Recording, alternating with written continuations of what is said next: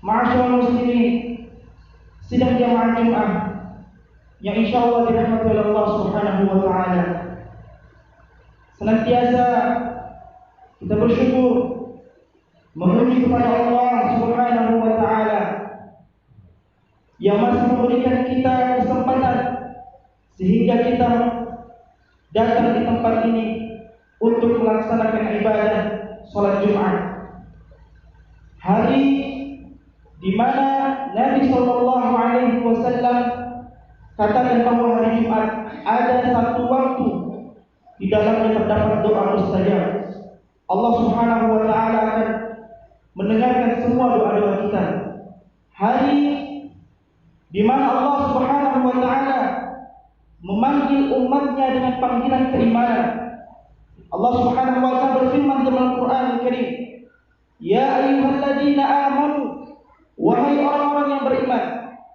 Allah panggil kita dengan panggilan keimanan.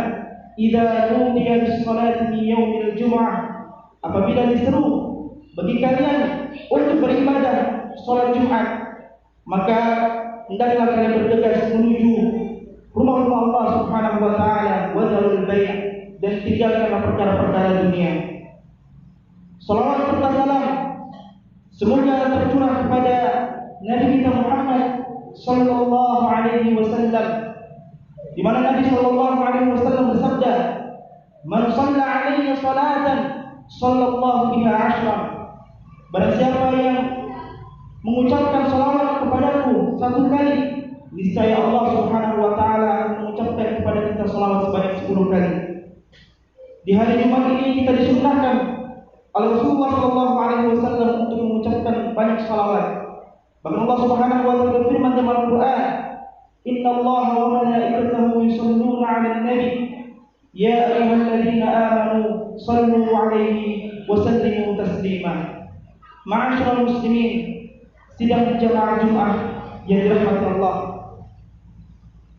Ribuan tahun yang lalu Nabi sallallahu alaihi wasallam telah mengabarkan kepada para sahabatnya bahwa di antara ciri dari akhir zaman adalah tersebarnya kejahilan, dan Allah Subhanahu wa taala akan mengangkat ilmu agama ini dari dada-dada kaum muslimin. Pada zaman itu kaum muslimin sudah seperti kehilangan jati diri mereka. Mereka jauh daripada Al-Quran, jauh daripada Sunnah. Orang-orang yang berpegang teguh, yang berusaha untuk berpegang teguh terhadap Al-Quran dan Sunnah akan terasingkan. Bahkan disebut sebagai al-ghuraba, orang-orang yang asing. Dan Allah Subhanahu wa taala tidak akan mengangkat ilmu agama ini dari dada-dada kaum muslimin, melainkan dengan memulainya, mewafatkan satu persatu para ulama. Karena Nabi sallallahu alaihi wasallam bersabda, "Innallaha la yaqbidul 'ilm intiza'an." Sesungguhnya Allah Subhanahu wa taala tidak mencabut ilmu agama ini dari dada-dada kaum muslimin intiza'an secara langsung, walakin bi fadlil ulama. Akan tetapi Allah Subhanahu wa taala akan memulainya dengan mewafatkan satu persatu para ulama. Maka fenomena wafatnya para ulama seakan-akan memberikan penguat keyakinan akan hadis ini, memberikan keimanan terhadap hadis ini. Ma'asyiral muslimin rahimani wa rahimakumullah, kita mendengar telah meninggal ulama Allah di Indonesia, di Saudi Arabia, dan di berbagai belahan dunia lainnya. Seakan-akan Allah Subhanahu wa taala ingin menunjukkan kepada kita bahwa kita semakin dekat dengan akhir zaman itu. Ma'asyiral muslimin rahimani wa rahimakumullah, maka bagi orang-orang muslim khususnya, kematian adalah merupakan kepastian. Kematian adalah merupakan keniscayaan. Kematian adalah merupakan awal nikmat seorang hamba, fase awal seorang hamba akan bertemu dengan Rabb-Nya. Dan semua dari kita pasti akan merasakannya. Allah Subhanahu wa taala berfirman dalam Al-Qur'an, "Kullu nafsin dha'iqatul maut." Setiap jiwa pasti akan merasakan pedih pedihnya kematian. Dan kematian ini dijadikan sebagai peringatan. Rasulullah sallallahu alaihi wasallam bersabda, "Kama bil mauti dzikra." Cukuplah kematian itu sebagai peringatan. Peringatan bagi hamba-hamba yang lainnya agar selalu ingat bahwasanya kita akan kembali kepada Allah Subhanahu wa taala. Inna lillahi wa inna ilaihi raji'un. Sesungguhnya kita ini milik Allah dan sesungguhnya kita akan dikembalikan kepada Allah Subhanahu wa taala. Peringatan kepada manusia, kepada umat Islam, kepada manusia secara umum dan kepada Islam secara khusus, bahwa siapapun kita, berapapun harta yang kita miliki, jabatan setinggi apapun kita, wibawa yang kita miliki saat ini, semuanya itu akan sirna tatkala ajal mendatangi kita. Oleh karenanya diriwayatkan oleh Abu Hurairah radhiyallahu anhu, Rasulullah sallallahu alaihi wasallam bersabda, "Aktsiru dzikra hadhil ladzat," yakni al-maut. Kata Nabi sallallahu alaihi wasallam, perbanyaklah kalian wahai umat Islam untuk mengingat penghancur kenikmatan, yakni al-maut, yaitu kematian. Ma'asyiral muslimin, sidang jamaah Jumat yang berbahagia. Namun masih saja ada segelintir orang-orang kafir yang menuhankan intelektual mereka, yang mana mereka ingin melawan takdir Allah, melawan sunnatullah. Mereka membangun bangunan-bangunan yang mereka katakan bahwasanya bangunan tersebut kebal terhadap hari kiamat. Bangunan tersebut anti terhadap hari kiamat. Orang-orang bisa berlindung di bangunan itu menghadapi dahsyatnya hari kiamat. Bahkan dengan congkaknya mereka mengatakan bahwasanya suatu saat nanti ada masanya di mana manusia akan abadi, tidak tersentuh oleh kematian. Wal'iyadzubillah. Bahkan Allah Subhanahu wa taala mengatakan, menjawab tantangan mereka. Allah berkata, "Aina takunu yudrikumul maut walau kuntum fi burujin musyayyadah." Dimanapun kalian berada, andai kata ajal telah tiba bagi kalian pun pasti akan dirundung oleh kematian itu. Walau kuntum fi burujin musyayyadah, walaupun kalian berada di benteng-benteng yang sangat kokoh. Dan Allah Subhanahu wa taala berfirman, "Wa ma ja'alna li basharin min qablikal khuld, afa in kunta fahumul khalidun, kullu nafsin dha'iqatul maut." Dan kami tidak pernah menciptakan satu makhluk pun yang abadi. Afa in kunta, kalau saja engkau wahai Muhammad mati, wafat, fahumul khalidun, maka sudah tentu mereka semua selain engkau pasti akan mati. Kullu nafsin dha'iqatul maut, setiap jiwa pasti akan merasakan pedihnya kematian. Seperti yang kita tahu, saat Nabi sallallahu alaihi wasallam sudah selesai menyampaikan risalah, telah turun ayat al-yawma akmaltu lakum dinakum, hari ini telah sempurna agama bagi kalian, telah kusempurnakan agama untuk kalian. Tatkala telah turun ayat tersebut, di detik-detik akhir hayatnya, malaikat Jibril datang kepada Nabi sallallahu alaihi wasallam memberikan dua penawaran kepada Nabi sallallahu alaihi wasallam. Kata malaikat Jibril, "Aku berikan dua penawaran yang diberikan oleh Allah Subhanahu wa taala. Antara engkau diwafatkan oleh Allah Subhanahu wa taala, bertemu dengan Allah Jalla Jalaluhu setelah risalah ini selesai, ataukah Allah Subhanahu wa taala mengizinkanmu memberikan umur yang panjang sehingga engkau hidup hingga akhir zaman kelak, hingga hari kiamat tiba." Maka Nabi sallallahu alaihi wasallam lebih memilih untuk bertemu dengan Rabbnya. Maka kata Allah Subhanahu wa taala, "Afa in mutta fahumul khalidun, kullu nafsin dha'iqatul maut." Kalau saja engkau wahai Nabi Muhammad mati, maka sudah tentu orang-orang selain engkau, makhluk selain engkau pasti juga akan diwafatkan oleh Allah Subhanahu wa taala. Dan Allah Subhanahu wa taala berfirman dalam Al-Qur'an, "Fa idza jaa ajaluhum fala yastaqdimuna sa'atan wa la yasta'khirun." Andai kata ajal telah tiba bagi kalian, maka tak ada seorang pun yang dapat memundurkan atau memajukan ajal kalian itu walau hanya sedetik. Ma'asyiral muslimin rahimani wa rahimakumullah. Maka saat ini tugas kita adalah persiapan apa yang kita siapkan untuk Allah Subhanahu wa taala jemput nyawa kita, untuk wafat. Apa yang kita persiapkan? Kita melihat, kita mendengar orang-orang yang saleh banyak yang meninggal dalam keadaan sujud, ada yang meninggal dalam keadaan beribadah kepada Allah Subhanahu wa taala. Ada yang meninggal dalam keadaan membaca Al-Qur'an, melantunkan ayat-ayat Allah Subhanahu wa taala. Semua dari itu kita bisa memilih mati kita bagaimana, husnul khatimah ataupun su'ul khatimah. Tergantung kita. Kata Nabi sallallahu alaihi wasallam, seorang hamba akan dicabut nyawanya sesuai dengan kebiasaan yang ia lakukan semasa hidupnya. Ya, kalau semasa hidupnya ia selalu melakukan hal-hal yang positif, Allah Subhanahu wa taala akan cabut ketika kita sedang melakukan amal saleh. Namun sebaliknya, kalau kehidupan kita sering melakukan amalan-amalan yang buruk dan senantiasa melakukan amalan-amalan yang buruk, Allah Subhanahu wa taala menempatkan kita secara su'ul khatimah. Dari Anas radhiyallahu taala anhu, beliau berkata, Nabi sallallahu alaihi wasallam bersabda, "Idza arada Allah bi'abdin khairan ista'malah." Kata Nabi sallallahu alaihi wasallam, jika Allah Subhanahu wa taala menginginkan kebaikan bagi seorang hamba, ista'malahu, maka Allah Subhanahu wa taala akan menggerakkan hamba tersebut melakukan sebuah amalan. Qila, kemudian para sahabat bertanya, "Kaifa yasta'milu?"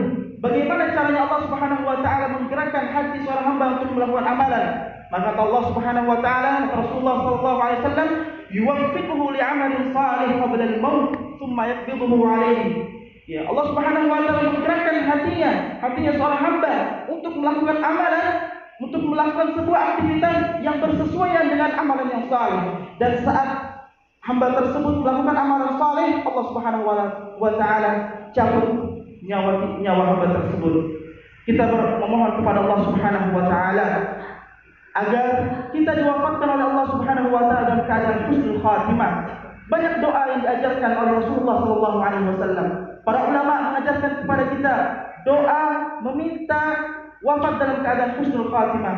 Ya. Allahumma inna nas'aluka husnul khatimah, ya Allah, sesungguhnya kami memohon kepadamu agar kami diwafatkan dalam keadaan husnul khatimah. Wa na'udzubika min su'il khatimah, dan kami memohon kepadamu ya Allah agar kami dijauhkan dari wafat dalam keadaan su'ul khatimah. Dan Nabi sallallahu alaihi wasallam mengajarkan juga kepada kita agar kita selalu teguh dalam agama ini. Doa yang selalu diajarkan oleh Nabi sallallahu alaihi wasallam, ya muqallibal qulub, tsabbit qalbi ala dinik. Wahai Allah yang membolak-balikkan hati seorang hamba, tsabbit qalbi ala dinik, teguhkanlah hati kami di atas agamamu. Ya muqallibal qulub, wahai Allah yang membolak-balikkan hati para hamba, tsabbit qalbi ala ta'atik, teguhkanlah hati kami di atas ketaatan kepadamu. Dan janganlah kita wafat kecuali kita dalam keadaan muslim. Allah Subhanahu wa taala berfirman dalam Al-Qur'an, "Fala tamutunna illa wa antum muslimun." Janganlah kalian wafat kecuali kalian dalam keadaan muslim. Dan hendaklah kita mohon kepada Allah Subhanahu wa taala agar kita diwafatkan dalam ketakwaan kepada Allah Subhanahu wa taala. Allah Subhanahu wa taala berfirman, "Wa tazawwadu fa inna khairaz zadi taqwa." Berbekallah kalian karena sebaik-baik perbekalan sebelum menemui ajal kalian adalah ketakwaan. Barakallahu li wa lakum fil Qur'anil 'azim wa nafa'ani wa iyyakum bil ayati wa dhikril hakim wa taqabbal minni wa minkum tilawatan innahu huwal ghafurur rahim.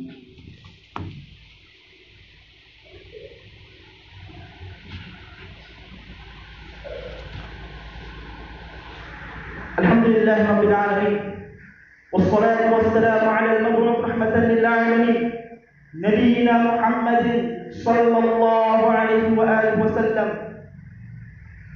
Ma'asyiral muslimin, sidang jamaah Jumat yang dirahmati Allah, Rasulullah sallallahu alaihi wa alihi wasallam bersabda, "La tahqiranna minal ma'ruf syai'a." Janganlah kalian meremehkan sedikit pun amalan. Ya, karena kita sejatinya tidak pernah tahu amalan mana yang diterima oleh Allah Subhanahu wa taala. Kita tidak pernah tahu amalan mana yang diridhoi oleh Allah Subhanahu wa taala.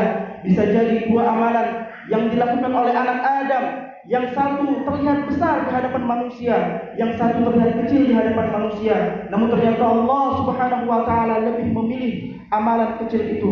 Bisa jadi salat sunnah 2 rakaat, ya, yang kita lakukan, yang senantiasa kita lakukan, ternyata itu menjadi asbab kita masuk ke dalam surganya Allah Subhanahu wa taala. Diriwayatkan dari Abu Hurairah radhiyallahu anhu bahwasanya suatu pagi selepas salat selepas salat subuh, Nabi sallallahu alaihi wasallam bertanya kepada Bilal, "Wahai Bilal, amalan apa yang telah engkau lakukan di dalam Islam, yang mana aku sungguh mendengar kedua sendalku telah masuk ke dalam surga?" Maka Bilal radhiyallahu taala menjawab, "Tidak ada amalan yang paling aku sukai, yang paling aku cintai untuk Islam kecuali aku senantiasa melaksanakan sholat 2 rakaat setelah wudu." Ya, 2 rakaat yang mungkin kita semua menganggap itu semua sepele, akan tetapi ternyata 2 rakaat inilah yang membuat seorang hamba masuk ke dalam surga. Ya, la tahqiranna minal ma'rufi syai'an. Jangan kalian anggap enteng amalan-amalan, walaupun hanya amalan yang kecil. Ya, bisa jadi amalan yang kecil, ternyata Allah Subhanahu wa taala di situ mengampuni dosa-dosa dari hamba-Nya. Ya. Diriwayatkan dari Abu Hurairah radhiyallahu anhu juga bahwasanya ada seorang wanita pezina. Nabi sallallahu alaihi wasallam berkata, ada seorang wanita pezina. Ya. Dia melihat seekor anjing yang menjulurkan lidahnya di tengah teriknya matahari, ya, karena saking kehausannya, di tepi sumur. Kemudian wanita tersebut melepas sepatunya dan meminumkan dan mencelup air ke dalam sumur dan meminumkan pada anjing. Maka Nabi sallallahu alaihi wasallam bersabda, wanita pezina tersebut telah diampuni oleh Allah Subhanahu wa taala. Kalau saja anjing, ya, yang kita berikan pertolongan, ya, Allah Subhanahu wa taala mengampuni dosa-dosa kita, maka bagaimana lagi 1.000 rupiah yang kita donasikan untuk saudara-saudara kita yang saat ini tertimpa musibah. Bisa jadi 1.000 rupiah itulah yang mengantarkan kita kepada surganya Allah Subhanahu wa taala. Bisa jadi 1 juta yang kita donasikan untuk saudara-saudara kita yang saat ini tertimpa musibah, itulah yang membuat Allah Subhanahu wa taala ampuni dosa-dosa kita. Dan bisa jadi doa sepanjang malam yang kita haturkan kepada Allah Subhanahu wa taala untuk saudara-saudara kita yang saat ini tertimpa musibah, itu menjadikan kita masuk ke dalam surganya Allah Subhanahu wa taala, dinaikkan oleh Allah Subhanahu wa taala surganya selevel dengan level as-siddiqin wasyuhada wassalihin. Ma'asyiral muslimin rahimani wa rahimakumullah. Seperti yang kita ketahui, belum selesai pandemi melanda dunia, terkhusus Indonesia. Saat ini Indonesia sedang tertimpa oleh berbagai bencana, mulai dari lautan, dari darat, laut, udara, seluruhnya kita diterjang oleh musibah-musibah ini. Ada tsunami, ada gempa, ada longsor, dan lain sebagainya.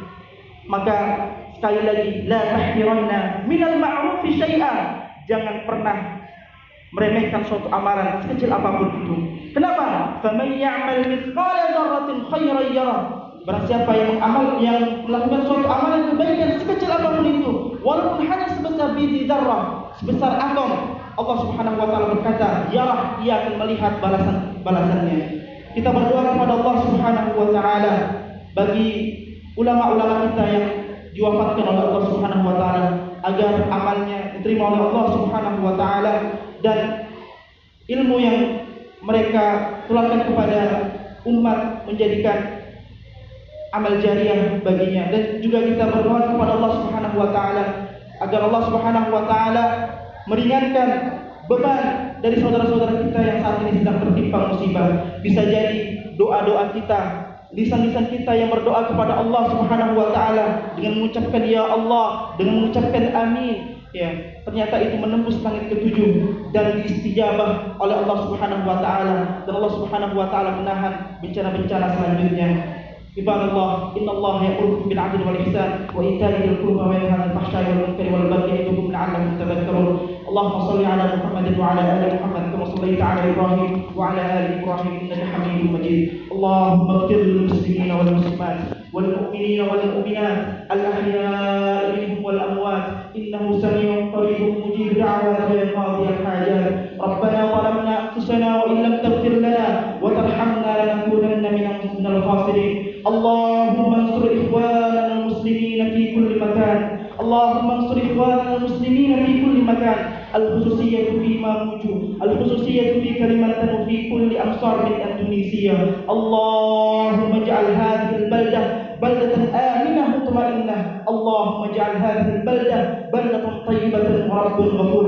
اللهم انصر إخواننا المجاهدين من كل مكان، واهلك أعداءنا الكفار من اليهود والنصارى. وصلى الله على نبينا محمد وعلى آله وصحبه أجمعين، وسبحان ربك رب العزة عما يصفون، وسلام على المرسلين، والحمد لله رب العالمين. أمين الصلاة.